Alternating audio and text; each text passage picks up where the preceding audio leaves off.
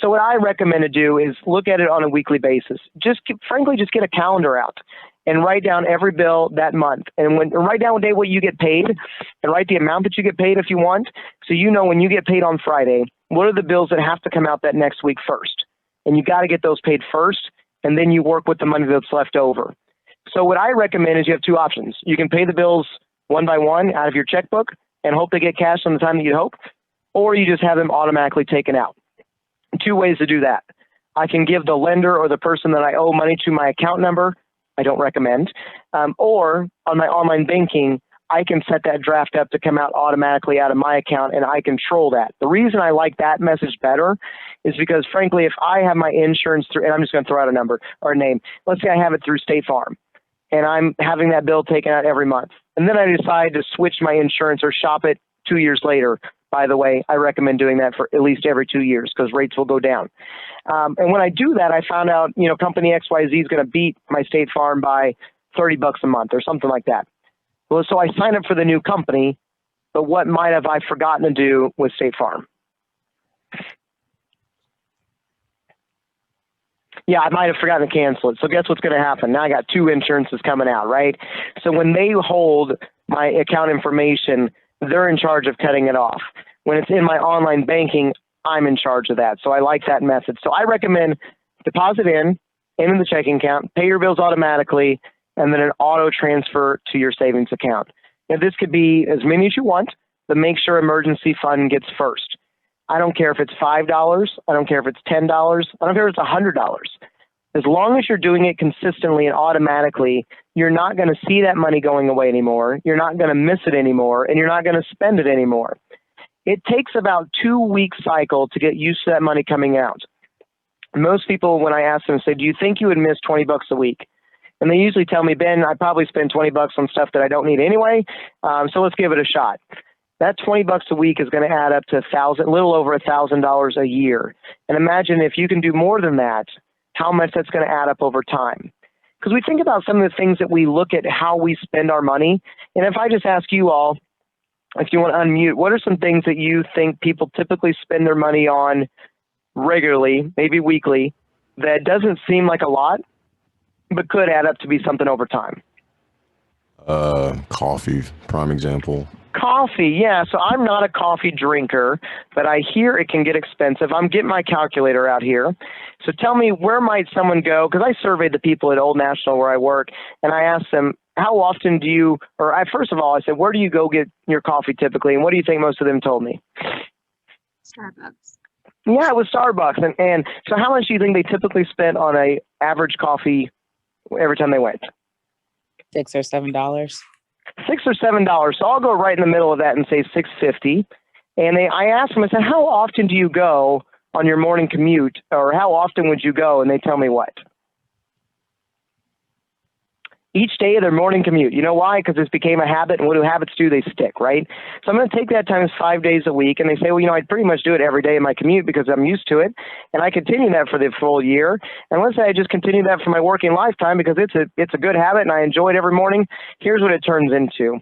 I don't know. Can you see that on mine? Where it's $67,600 40 years later. Now, yeah, that's a long time from now, but that's also a lot of money, right? Or a latte of money, I guess you could say in this case. But it's those things, and I tell bad puns. I'm going to apologize. I already see Marcus and Hannah kind of giving me the look there. No, it's okay. I'm just kidding. But yeah, that's one instance. So what's another item that people might spend money on a regular basis? Cigarettes. What's that? Cigarettes. Yeah, so I'm not a smoker, but I hear it's not cheap either. What's an average pack of cigarettes cost these days? I don't actually smoke. I was just throwing that out there. Yeah, I hear it's around like between $5 and $7, something like that. So I'll go 6, and they tell me they smoke how many packs per week do you think? I thought it was like a pack a week. They told me typically it's a pack a day. So I'm going to take that times 365, and generally they won't go as the 40 years before they quit. Usually it's around 30 years.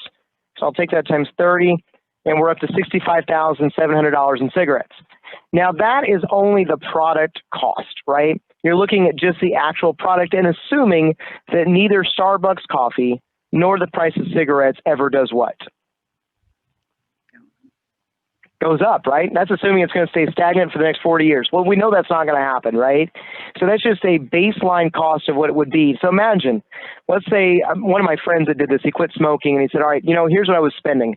I spent $5 a day, 7 days a week. So that's $35 a week. So I'm just going to say, banker, will you take $35 out of my weekly pay and stick it straight into a savings account? And I'm going to name that account Quit Smoking.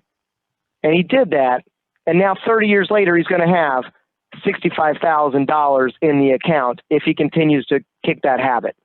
So he kicks one habit, but now turns in a solid habit of saving money, right? So while it may not seem like a lot of money going into these accounts, long term down the road, we're adding up to serious savings. So when I mentioned I have 5 accounts, there's not a lot of money going into each of those. But the goal is over time, that's going to add up to be a large amount for all those different necessities. I'll give you an example with Christmas Club. My wife and I have certain people that we buy for every year, and we have a dollar amount that we spend per person every year. So what we're going to do is figure out what that total amount is that we're going to spend, and then divide that by 52, and every week we have that amount go into that Christmas Club. Ours happen to be $520.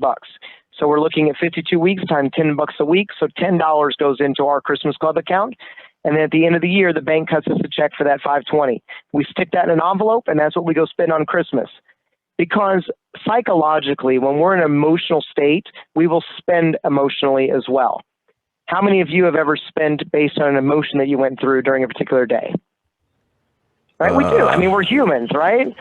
We do. So at Christmas time, would you think that people are pretty emotional? Yeah. So what are they going to do? You know what? So-and-so's been amazing this year. Let's go out and get them the Xbox or the PS5 or whatever it is. Now I just completely killed my budget, right? Just completely killed it. But it made me feel better because I made somebody happy. Well, let me ask you, how many of you have ever bought a Christmas gift for a child and they maybe only played with it for a couple of weeks, and yet we're in a lot of debt because of what we thought was going to make them happy, right? We all do it. We all do it. So what I want you to think about is long-term, where do you want the money to go, and then make a savings plan to get there. And then once that happens, give yourself 2 weeks and you won't miss that money going. $5 in every account that you want may only add up to $20 or so, but find out an amount that you feel comfortable that you can do without and commit to that and make it happen. All you got to do is call your bank and say, can you put this amount of money in my savings account from my paycheck every week, because I don't want to see it, I don't want to miss it, I don't want to spend it. They'll have you sign one form and you're done. It's that simple. And you can even do it on your mobile banking as well. So does that process make sense? Okay, great. All right, so 6 steps in automating that. So first one, we open the accounts.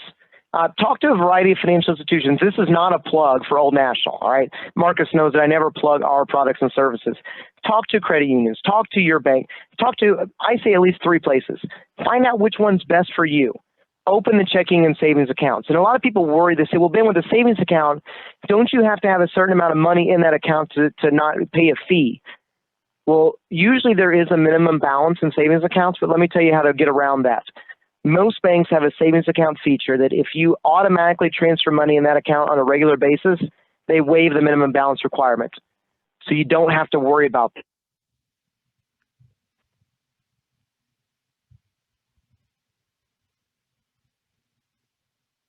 When you get paid, you split it into different areas. What's that, LaDon? I couldn't hear you for a second. Oh, can you hear me better now? Oh, yeah, it came back. Okay. Okay, perfect. So we talked about bill pay, the automatic savings. Like I said, make it a goal for a 6-month emergency fund, but start out with 1 month. Do what it takes to try to get 1 month worth of your bills in that emergency fund, and then go to 2, then go to 3. The problem that I see too many people has is they set these very lofty goals of saying, I want to save $20,000, $10,000, $5,000. And if they don't get to it in the first 6 months, they give up. So make the goals realistic, because how many of you would rather achieve a goal versus come short of the goal? Right? I mean, that's what happens, right? If I tell my daughter, you need straight A's in school, and if she doesn't get them, she's going to be heartbroken. But I say, let's focus on, can you get an A on each assignment this week and make that better, you know? And then the other stuff will come. But when we set these too lofty goals, a lot of times we may fall short and we think that we failed, and then we give up. So make the goals realistic. All right. The next one is investments. Once you build and establish an emergency fund, and then you can start saving for things like vacation or Christmas club or whatever it might be, Then next route to look at is the investment world. And people always think, do I need $100,000 to invest? No. A lot of people don't realize that you can start with literally $50 a week or $50 a month going into an investment account to make money. And in my personal opinion, this is not Old National talking, this is me, is that the only way to build wealth down the road is through a couple avenues. One is home ownership, because you're building equity in an asset that's going to appreciate and go up in time. And the other one is through investments. Now, do investments carry risk? Absolutely. I look at the market. I just pulled it up on my phone. Today, we're at another all-time high. I think in the last 4.5 years, we've had about 40 or 50 all-time highs. I think back when we had the market crash in 2008, our market was down to like 9,000 points, and today we're at 31,575. So it means anybody that invested in the market and they stuck in the long haul, guess what probably happened? They made money, and a lot of it, right? One thing that you can do to save money for the long term that I recommend is your retirement savings. How many of you want to retire before you're 100? Excellent. Well, the problem I see a lot of people think is that I'm just going to live off Social Security as retirement. Don't plan for that. Make that as a bonus at retirement. Frankly, Social Security, I expect to probably run out if it keeps going the way that it has unfortunately, by the time probably most of us retire. Hopefully that doesn't, and hopefully they don't spend it. Excuse me. But it's one of the easiest ways to save through an employer. Employers will offer you programs like 401ks or 403bs. How many of you are familiar with a 401k in theory? Somewhat? Okay. The way they work is a 401k is an employer-sponsored retirement plan, which means they're going to have an avenue for you to save money for retirement. And most of the time, those employers will also offer you a match savings for whatever you contribute. So for those that are working that don't take advantage of this, I tell them right away, sign up for your 401k. The way that it works, for example, if a company matches you 5%, if you might hear that term, we'll match you 5% dollar for dollar. That means if you put in 5% of your salary, they're going to match that and double your money every time. How many of you like it when someone doubles your money? And when they double your money, what happens to the total asset value? It just keeps growing, right? So people always say, well, should I check my 401k every day? I don't recommend it. Unless you had another all-time high that day on the market, okay? So like example, when the market crashed with COVID, right? The market went way down, and I would never look at my 401k statement because I didn't want to be what? Sad or depressed. Now that I know what it was, because I've looked at it like today, every day that is all-time high, I look at it because it makes me feel happy. Once again, we operate on psychological emotions, right? So what happened is people, and I'm not going to get into investments right now, we're going to say that for later, but in quick theory, the way this works is a savings avenue. When you're investing in a 401k, each paycheck, you're putting a little bit of money into that 401k, right? And it's before taxes. So you have a gross payroll that you make, and before they take out taxes, they're going to take out a 401k. So you're not paying taxes on it.